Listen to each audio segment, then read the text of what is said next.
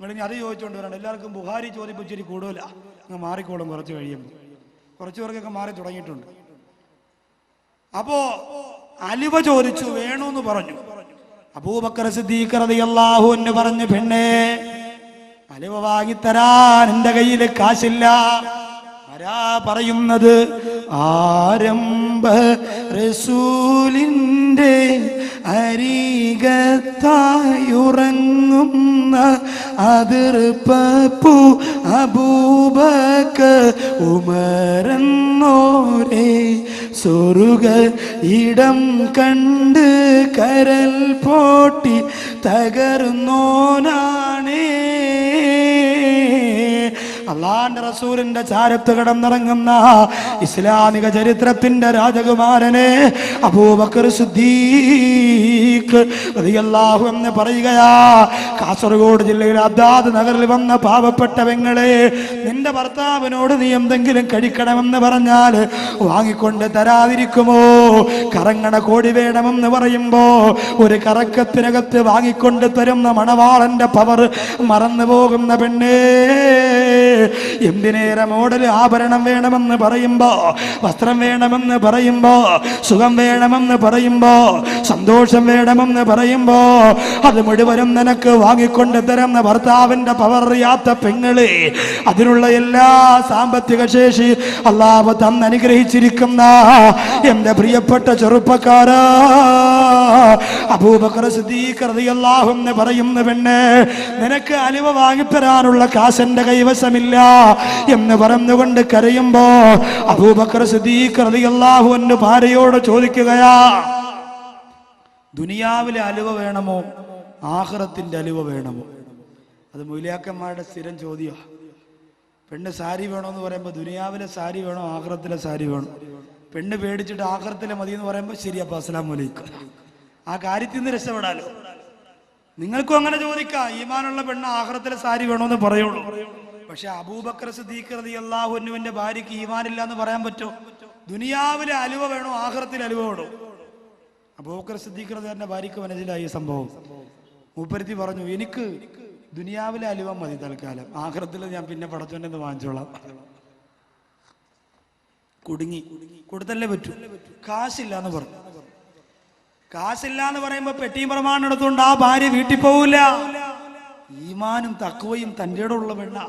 ഇന്നത്തെ പെണ്ണുങ്ങളെ പോലെ ഭർത്താവിന്റെ കാലിൽ കുരു വരുമ്പോ വാപ്പാക്ക് സുഖമില്ല എന്ന് പറഞ്ഞ് പെട്ടിയെടുത്തുണ്ടെങ്കിൽ വീട്ടിൽ പോവും. ആ സ്വഭാവമില്ല. ഭർത്താവ് നിനക്ക് ഈ ജീവിത കാലഘട്ടത്തിൽ മുഴുവനും നിന്റെ പ്രിയപ്പെട്ടവർ ചെയ്തു തരുന്നതിന് തിരിച്ചു നീ കൊടുക്കേണ്ടത് എപ്പോഴാ തിരിച്ചു കൊടുക്കേണ്ടത്? ഇപ്പോഴല്ല, എപ്പോഴാ? ആദ്യം അസുഖം വരുന്നതും തളരുന്നതും ഭർത്താവാണ്, ഭാര്യമാരല്ല.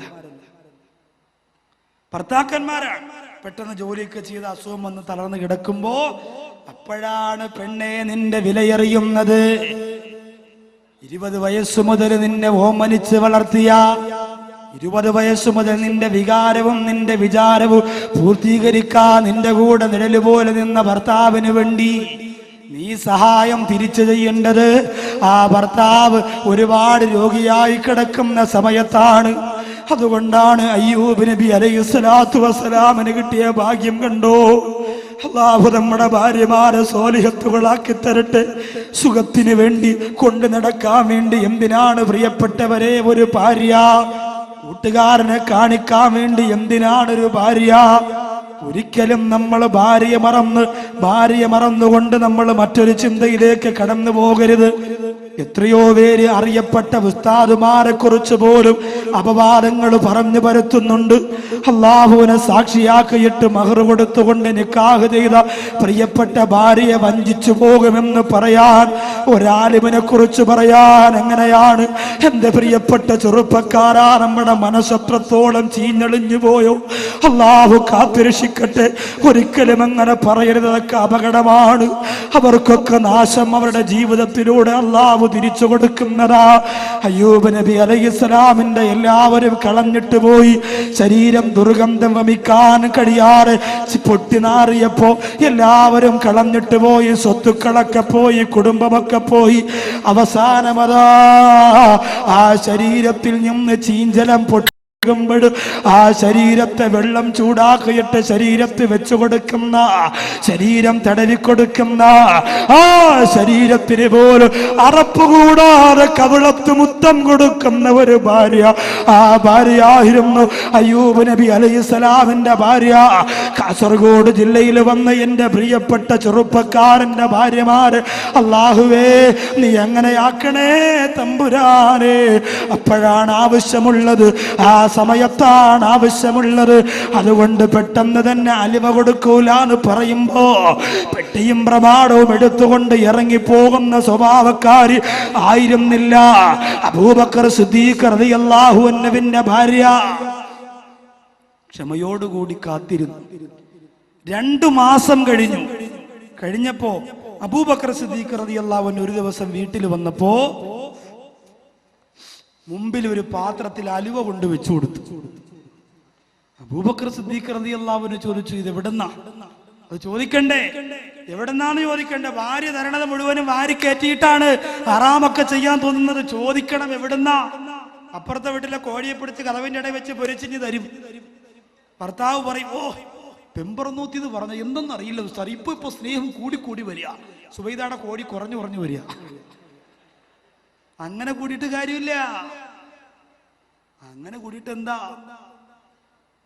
അപ്പൊ അതുകൊണ്ട് എന്റെ പ്രിയപ്പെട്ടവരോട് പറയാ, ചോദിക്കണം ഇതെവിടെ നിന്നാ ചോദ്യം. അപ്പോ എവിടെന്നാന്ന് ചോദിക്കണം. അബൂബക്കർ സിദ്ദീഖ് റളിയല്ലാഹു അൻഹുവിന്റെ ഭാര്യയോട് ചോദിച്ചത് എവിടെന്നാ? മഹദി പറഞ്ഞു, അബൂബക്കറേ, അങ്ങ് ഓരോ ദിവസവും എനിക്ക് ചിലവിന് തന്നുകൊണ്ടിരുന്ന കാശുണ്ടല്ലോ, ആ കാശ് ഇന്നത്തെ പെണ്ണുങ്ങൾ ചിലവ് കാശ് എന്ന് മനോരമ ആഴ്ച പതിവ് വാങ്ങാൻ വേണ്ടി മാറ്റി വെക്കണ പോലെ അലുവയ്ക്ക് വേണ്ടി മാറ്റിവെച്ചു. ചിലവിന് കുറച്ച് കാശ് എടുത്തിട്ട് ബാക്കിയുള്ള കാശ് മാറ്റിവെച്ചു. മാറ്റിവെച്ച് അത് കൂട്ടിവെച്ചിട്ട് ഞാൻ അലുവ വാങ്ങിയതാണെന്ന് പറഞ്ഞപ്പോ അബൂബക്കർ സിദ്ദീഖ് റളിയല്ലാഹു അൻഹു കണ്ണീരോടെ പറയുന്നു, അല്ലാഹുവേ എനിക്ക് പുറത്തു തരണേ അല്ലാ. എന്റെ ഭാര്യക്ക് ഞാൻ ഇന്നലെ വരെ ചിലവിന് കൊടുത്തത് കൂടിപ്പോയി തമ്പുരാനെ. അതുകൊണ്ടല്ലേ അവൾ അലുവയ്ക്ക് വേണ്ടി കാശ് മാറ്റിയത്. അതുകൊണ്ട് ഇന്ന് മുതൽ ഞാൻ അത്രയും കാശ് കൊടുക്കൂല അല്ലാ. കൂടുതൽ ചിലവിന് കൊടുത്താൽ അതുപോലും അള്ള ചോദ്യം ചെയ്യുമെന്ന് പഠിപ്പിച്ച അബൂബക്കർ സിദ്ദീഖ് റളിയല്ലാഹു അൻഹു അണികളാ ഞാനും നിങ്ങളും. എന്റെ പ്രിയപ്പെട്ട ഹദ്ദാദകൾ ഒരുമിച്ച് കൂടിയ പ്രിയപ്പെട്ട സഹോദരങ്ങളോട് സഹോദരിമാരോട് കണ്ണുനീരോടുകൂടി ഒരു സംഭവം ഞാൻ പറയുകയാ. 7 പെൺമക്കളുടെ കല്യാണത്തിന് വേണ്ടി പണം ചെലവഴിക്കുന്ന, ചോദിക്കാതെ തന്നെ സ്വർണം കൊടുത്തേക്കുന്ന, ആവേശത്തോടെ അടുത്ത വർഷം ഒരു പെൺകുട്ടിയെ അടുത്ത പെൺകുട്ടിയെ ഞാൻ അതിനുള്ള സൗകര്യങ്ങൾ ചെയ്തു കൊള്ളാമെന്ന് ആവേശത്തോടെ വാക്ക് പറയുന്ന പ്രിയപ്പെട്ട മുസ്ലിമേ, എന്റെ നാടിനടുത്ത് കിളിമാനൂർ എന്ന് പറയുന്ന ഒരു സ്ഥലമുണ്ട്. ആ സ്ഥലത്തൊരു വിവാഹം കഴിയുന്ന മണവറ. ആ മണിയറയുടെ കളർ കടലാസുകൾ മാറ്റിയിട്ടില്ല, പൂക്കൾ മാറ്റിയിട്ടില്ല, മണിയറയുടെ മനോഹാരിത നഷ്ടം വന്നിട്ടില്ല. അവിടെയാണൊരു മരണം നടന്നത്. ഈ വിനീതനാണ് പൊതിയാൻ വേണ്ടി പോയത്. ആ മയ്യത്ത് പൊതിയാൻ ആ വീട്ടിന്റെ അകത്തേക്ക് കിടന്നു ചെന്നപ്പോ മണവറയുടെ കട്ടിലാണ് പ്രിയപ്പെട്ടവരെ പൊതിയാൻ വേണ്ടി മയ്യത്തിനെ കിടത്തിയിരുന്നു. അത്ഭുതം തോന്നിപ്പോ എനിക്ക്. കല്യാണം കഴിഞ്ഞിട്ട് 3 മാസം മാത്രമാണ് ഭർത്താവിന്റെ ശരീരം പൊരിഞ്ഞെടുത്തു കൊണ്ടുവരുമ്പോ പ്രിയപ്പെട്ട ഭാര്യ അവസാനമായൊരു നോക്കുന്ന കാരണമെന്ന് പറഞ്ഞ് മുടിയെല്ലാം വാരിപ്പിരുന്ന് കിടക്കുകയാണ്. ആർക്കും ഒന്നും പറയാൻ കഴിയുന്നില്ല. പാവപ്പെട്ട പൊന്നുമോള് എന്റെ പ്രിയപ്പെട്ട ഇക്ക എന്ന് വിളിച്ചുകൊണ്ട് മയ്യത്തിന്റെ അടുത്തേക്ക് വന്ന് തല ചുവലിടിച്ചുകൊണ്ട് പൊട്ടിക്കരഞ്ഞ് പിടിച്ചുകൊണ്ട് അകത്തേക്ക് പോവുകയാണ്. മയ്യത്ത് കൊണ്ടുവരുമ്പോ 2-3 ഉപ്പമാരെന്നോട് പറഞ്ഞതാ, ശ്രദ്ധയോടെ കേൾക്കണേ, വളർന്നു വരുന്ന ചെറുപ്പക്കാരാ, അല്ലാഹു തരുന്ന പണത്തിന്റെ പവർ കൊണ്ട് എല്ലാം മറന്നുകൊണ്ട് ആനന്ദിക്കുന്ന, ആഹ്ലാദിക്കുന്ന സുഖിക്കുന്ന രസിക്കുന്ന യുവത്വമേ, ശ്രദ്ധയോടുകൂടി കേട്ടോ. 2-3 ഉപ്പമാര് പറയുകയാണ്, ഉസ്താദേ ഇവനതിന്റെ ആവശ്യമുണ്ടായിരുന്നോ? ഞാൻ ചോദിച്ചു, മരണമല്ലേ, അതല്ല കൊടുക്കുന്നതല്ലേ, അവൻ മനഃപൂർവ്വം ചെയ്തതല്ലല്ലോ. അപ്പോഴാണ് ഒരാൾ പറഞ്ഞത്, ഉസ്താദേ 3 വർഷത്തിൽ കൂടുതൽ ഇവൻ ജീവിച്ചിരിക്കൂല എന്ന് തിരുവനന്തപുരം RCCയിലെ ഡോക്ടർ സർട്ടിഫിക്കറ്റ് കൊടുത്തതാ. പിന്നെ എന്തിനാണ് അവൻ കല്യാണം കഴിക്കാൻ പോയത് ഉസ്താദേ? പിന്നെ എന്തിനാണ് നിക്കാഹിന് വേണ്ടി ഒരുങ്ങിയത്? കാര്യം അന്വേഷിച്ചപ്പോൾ ആ യുവാവിന്റെ പിതാവ് പറഞ്ഞത്, ഉസ്താദേ എന്റെ പൊന്നുമോനോട് നമ്മളൊക്കെ പറഞ്ഞതാ വേണ്ട, കല്യാണം കഴിക്കണ്ടടാന്ന് പറഞ്ഞപ്പോ അവൻ പറഞ്ഞു, പാ ഏതെങ്കിലും ഒരു പാവപ്പെട്ട യതീം കുട്ടിയെ കല്യാണം കഴിക്കാ. ആ പെൺകുട്ടിയുടെ കണ്ണീരുള്ള പ്രാർത്ഥന കേട്ടുകൊണ്ട് അള്ളാഹു എനിക്ക് ആഫിയത്ത് തന്നാൽ, അള്ളാഹു എന്റെ രോഗ്യം മാറ്റി തന്നാൽ ഞാൻ രക്ഷപ്പെടുമല്ലോ. അതിനു വേണ്ടിയിട്ടാണ് ഇറങ്ങിത്തിരിച്ചത്. ഞാൻ ആ പ്രിയപ്പെട്ട ഭർത്താവ് മരിച്ചുപോയ ഭർത്താവിന്റെ വീട്ടിലേക്ക് ചെന്നു. ഭാര്യയെ ഇറങ്ങി വന്ന് വെളിയിലേക്ക് ആ പെണ്ണിനോട് ചോദിച്ചു, സുന്ദരിയായ പെൺകുട്ടിയാണ്, പാവപ്പെട്ട 16-17 വയസ്സിനകത്ത് പ്രായമുള്ള പെണ്ണാണ്. ആ പെണ്ണിനോട് ഞാൻ ചോദിച്ചു, മരിക്കുമെന്ന് ഉറപ്പുള്ള ഭർത്താവിന് വേണ്ടി എന്തിനാണ് നിക്കാഹിന് സമ്മതിച്ചതെന്ന് ചോദിച്ചപ്പോ ആ പെണ്ണ് പറഞ്ഞ കണ്ണീരിന്റെ കരയുണ്ടല്ലോ. എന്റെ പ്രിയമുള്ളവരെ, ഈ പാവപ്പെട്ട നൗഷാദ് ബാക്കവിയുടെ കൽബിനെ തകർത്ത് കളഞ്ഞതാ. ഹദ്ദാദ് നഗറിൽ 7 മക്കൾക്ക് വേണ്ടി സ്വർണം കൊടുത്തവരെ, നിങ്ങൾ ഭാഗ്യവതികളാ. ഹദ്ദാദ് നഗറിൽ 7 മക്കൾക്ക് വേണ്ടി 6000 കൊടുത്തവരെ, 5000 കൊടുത്തവരെ, 10000 കൊടുക്കുന്നവരെ, നിങ്ങളൊക്കെ ഭാഗ്യവാന്മാരാ. ആ പെണ്ണ് പറയുന്നു, ഉസ്താദേ എന്റെ വാപ്പ മരിക്കുമ്പോ ഞങ്ങൾ 4 മക്കളാണ്, 4 പെൺമക്കളാണ് ഉമ്മാക്കുള്ളത്. വാപ്പ മരിക്കുമ്പോ ഞങ്ങൾ 4 പെൺമക്കൾ യതീമീങ്ങളായ, വാപ്പ ഇല്ലാത്ത 4 മക്കളാണ് ഉമ്മാരെ മടിത്തട്ടിലുള്ളത്. അവസാന ഉമ്മയാണ് ഞങ്ങളെ 4 പേരെയും വളർത്തിയത്. ബന്ധുക്കളെ സഹായത്തിനില്ല, കുടുംബക്കാര് സഹായത്തിനില്ല. എന്റെ ഉമ്മ വേറെ ഒരു വിവാഹം പോലും കഴിക്കുന്നതിനെ കുറിച്ച് ചിന്തിക്കാറ് 4 പെൺമക്കളല്ലേ എന്ന് ചിന്തിച്ചുകൊണ്ട് കണ്ണീരോടെ ജീവിച്ചു. എല്ലാ വെള്ളിയാഴ്ചയാകുമ്പോഴും എൻ്റെ ഉമ്മ വീട്ടിൽ നിന്ന് ഒരുങ്ങിയിട്ട് പോകലുണ്ട്. എവിടേക്കാണ് പോകുന്നതെന്നറിയോ? ഓരോ ജുമാ നടക്കുന്ന പള്ളിയുടെ മുറ്റത്ത് പോയിട്ട് എൻ്റെ പ്രിയപ്പെട്ട ഉമ്മ ഷാള് വിരിച്ചിട്ട്, എൻ്റെ പ്രിയപ്പെട്ട ഉമ്മ കർച്ചീപ്പ് വിരിച്ചിട്ട്, 4 പെൺമക്കളാണ്, അവരെ ചികിത്സിക്കണം, അവരെ പഠിപ്പിക്കണം, അവരെ നിക്കാഹ് കഴിപ്പിക്കണമെന്ന് പറഞ്ഞുകൊണ്ട് പൈസ പിരിക്കുമായിരുന്നു. ഓരോ വെള്ളിയാഴ്ചയും ഞങ്ങൾ 4 പേരും കൂടി പൈസ എണ്ണി നോക്കാറുണ്ട്. ചില ദിവസം 850 രൂപ കാണും, ചില ദിവസം 1000 രൂപ കാണും, ചില ദിവസം 350 രൂപ കാണും. അങ്ങനെ പൈസ എണ്ണി എണ്ണി എണ്ണി എണ്ണി എൻ്റെ പ്രിയപ്പെട്ട ഉമ്മ 1ാമത്തെ മോളെ കെട്ടിച്ചു. 3 പെൺമക്കളുടെയും കല്യാണം. എൻ്റെ ഉമ്മ ഓരോ പള്ളിയിൽ പോയി ഓരോ സംഘടനയ്ക്ക് അപേക്ഷ കൊടുത്തു. ഓരോ നേതാക്കന്മാരുടെ വീട്ടുവളപ്പിൽ പോയിട്ട് അവർ കൊടുക്കുന്ന കാശ് കൊണ്ട് വന്നാണ് നടത്തിയത്. എൻ്റെ വിവാഹപ്രായമായപ്പോ എൻ്റെ ഉമ്മാക്ക് ഷുഗർ ബാധിച്ചുകൊണ്ട് ഉമ്മാടെ വലത്തേക്കാല് പഴുത്തറച്ചിട്ട് എൻ്റെ ഉമ്മാടെ കാല് തുടയുടെ ഭാഗം വെച്ച് മുറിച്ചു കളഞ്ഞു.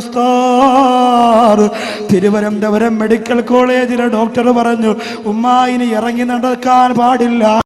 1.5 കാലം കൊണ്ട് എൻ്റെ പ്രിയപ്പെട്ട ഉമ്മ വീട്ടിലേക്ക് മടങ്ങി വന്നപ്പോ എൻ്റെ മുഖത്ത് നോക്കിയിട്ട് പറഞ്ഞു, പെണ്ണേ നീ ഭാഗ്യം കെട്ടവളാ, നിന്നെ പ്രസവിച്ചപ്പോഴാണ് നിന്റെ വാപ്പ മരിച്ചുപോയത്. നിന്റെ വിവാഹത്തിന്റെ സമയമായപ്പോ എൻ്റെ കാല് കൂടി പോയല്ലോ, ഇനി എന്ത് ചെയ്യുമെന്ന് പറഞ്ഞ് എൻ്റെ പ്രിയപ്പെട്ട ഉമ്മ ഓരോ ദിവസവും പൊട്ടിക്കരയുമായിരുന്നു. ഉസ്താദേ, അങ്ങനെ ഇരിക്കുമ്പോഴാണ് എൻ്റെ ഒരു കൂട്ടുകാരി വന്നിട്ട് പറഞ്ഞത്, പെങ്ങളെ നിനക്കൊരാലോചന വന്നിട്ടുണ്ട്, സ്ത്രീധനം കൊടുക്കണ്ട, 1 രൂപ പോലും കൊടുക്കണ്ട, 1 നാണയത്തുട്ട് പോലും നിനക്ക് ചെലവില്ല, നിന്റെ ഉമ്മാക്കൊരു കാശ് പോലും ചെലവ് വരൂല. എനിക്ക് വളരെ സന്തോഷമായി. തുള്ളിച്ചാടി കുളിച്ചൊരുങ്ങിയിട്ട് ഞാൻ ഒരുങ്ങിയിരുന്നു. എന്നെ കാണാമെന്ന മണവാൾ എന്നോട് രഹസ്യമായിട്ട് സംസാരിക്കണമെന്ന് പറഞ്ഞു. എന്നിട്ട് അയാൾ എന്നെ മാറ്റി വിളിച്ചുകൊണ്ട് പറഞ്ഞു, പെണ്ണേ 3 വർഷത്തിൽ കൂടുതൽ ഞാൻ ജീവിച്ചിരിക്കൂല എന്ന് തിരുവനന്തപുരം RCCയിലെ ഡോക്ടർ പറഞ്ഞിട്ടുണ്ട്. 3 വർഷത്തിൽ കൂടുതൽ ഞാൻ ജീവിച്ചിരിക്കൂല എന്ന് പറഞ്ഞിട്ടുണ്ട്. അതുകൊണ്ട് അതിന് സമ്മതമാണെങ്കിൽ മാത്രമേ നീ നിക്കാഹിന് സമ്മതിക്കാവൂ എന്ന് പറഞ്ഞപ്പോ എൻ്റെ ഉമ്മാട് കണ്ണീര് സഹിക്കാനാകാറ് എൻ്റെ ജീവിതത്തിന്റെ സുഖം ഞാൻ മറന്നുപോയി, എൻ്റെ ജീവിതത്തിന്റെ സങ്കടം ഞാൻ മറന്നുപോയി, എൻ്റെ ജീവിതത്തിന്റെ ആഹ്ലാദം ഞാൻ മറന്നുപോയി.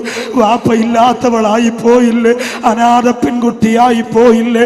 അതുകൊണ്ട് ഞാനിനി എൻ്റെ വിധിയാണെന്ന് പറഞ്ഞ് സമാധാനിച്ചിട്ട് ഞാൻ എൻ്റെ പ്രിയപ്പെട്ടവനോട് പറഞ്ഞത്, ആരോടും പറയല്ല, എൻ്റെ ഉമ്മയോടും എൻ്റെ ബന്ധുക്കളോടും ആരോടും പറയരുത്, എൻ്റെ ഉമ്മയറിഞ്ഞാൽ വിവാഹത്തിന് സമ്മതിക്കൂല എന്ന് പറഞ്ഞുകൊണ്ടാണ് നിക്കാഹിന് ഞാൻ സമ്മതിച്ചത്. എന്നിട്ട് ഞാനെന്നും ദുആ ചെയ്യുമായിരുന്നു, റബ്ബേ 3 വർഷം പോയിട്ട് 3 മാസം പോലും എനിക്കെൻ്റെ ഭർത്താവിൻ്റെ കൂടെ മണിയറ പങ്കിടാനുള്ള ഭാഗ്യം അല്ലാഹു തന്നില്ലല്ലോ എന്ന് പറഞ്ഞുകൊണ്ട് പൊട്ടിക്കരഞ്ഞു പോയ തിരുവനന്തപുരം ജില്ലയുടെ അനാഥ പെൺകുട്ടിയെ പോലെ ഒരു പെൺകുട്ടി പോലെ കാസർഗോഡ് ജില്ലയിൽ ഉണ്ടാവാൻ പാടില്ല.